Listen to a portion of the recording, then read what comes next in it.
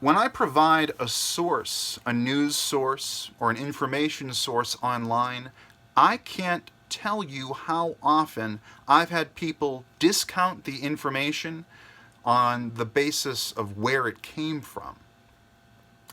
Conservatives will say, Washington Post? Pah! And the liberals will say, Breitbart? No way! And as far as I'm concerned, that is sort of what's a charitable way to put this. That's on one of the lower levels of awareness. Okay? You really shouldn't get too caught up in one little echo chamber because you're not getting the whole story. You're only getting one side of the story, and it's the side that your political faction, that the side that they want you to see, the way that they're trying to persuade you. And it goes for the other side too. The other side is trying to persuade their people and tell them that your side is wrong. And of course, the reality is that both sides, neither side is 100% correct. The truth lies in between the two sides. It's in between. Okay? If the truth can be known at all, it's not something that's going to be truly, objective from this perspective or objective from this perspective. These are both subjective views. If you put them together, of course, we're talking about a binary dualistic situations. For example, if you're pitting the Democrats against the Republicans and their respective media circles and their echo chambers, if you will, the truth lies between those two, and both sides have their pros, cons, their merits, and their flaws. And if you act like one side has all the answers, and the other side is completely, can be completely discredited, just thrown away, discarded, if you will. That is a lower level of awareness because you are limiting information. And when you limit information, well, you're not getting the full picture. And without the full picture, well, of course, I could run through metaphor after metaphor after metaphor, and I could do some real word thinking here. But I think you get the drift. You should listen to both sides. As Tom York once said on the album Kid A by Radiohead, let me hear both sides. And his words were prescient. Because nowadays we have more than ever, it seems, very controlled media environment.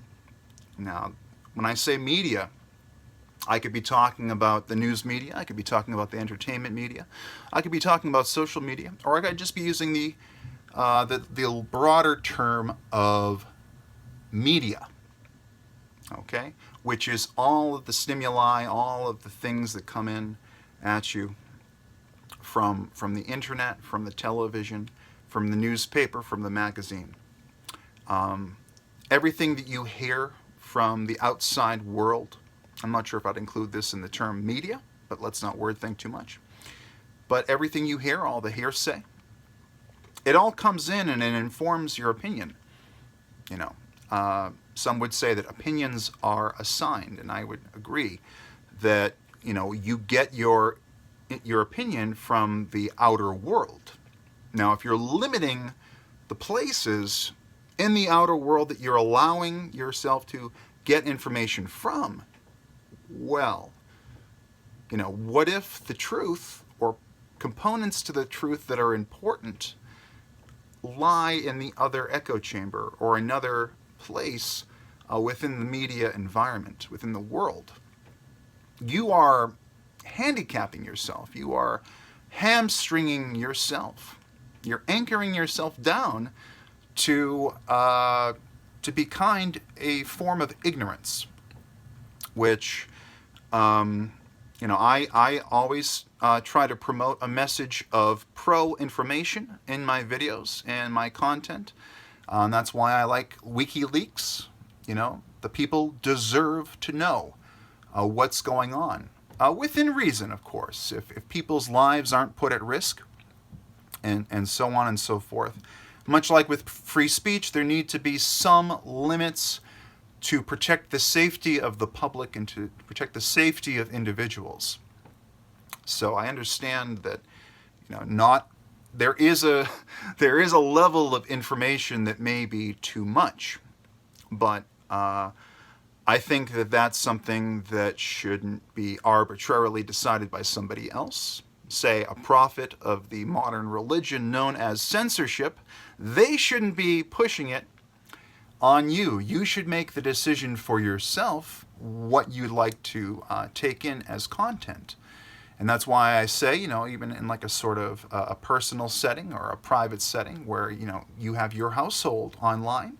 There's the modern public square that is the internet, social media, and places like Reddit, forums, and places where people can make comments and have a dialogue.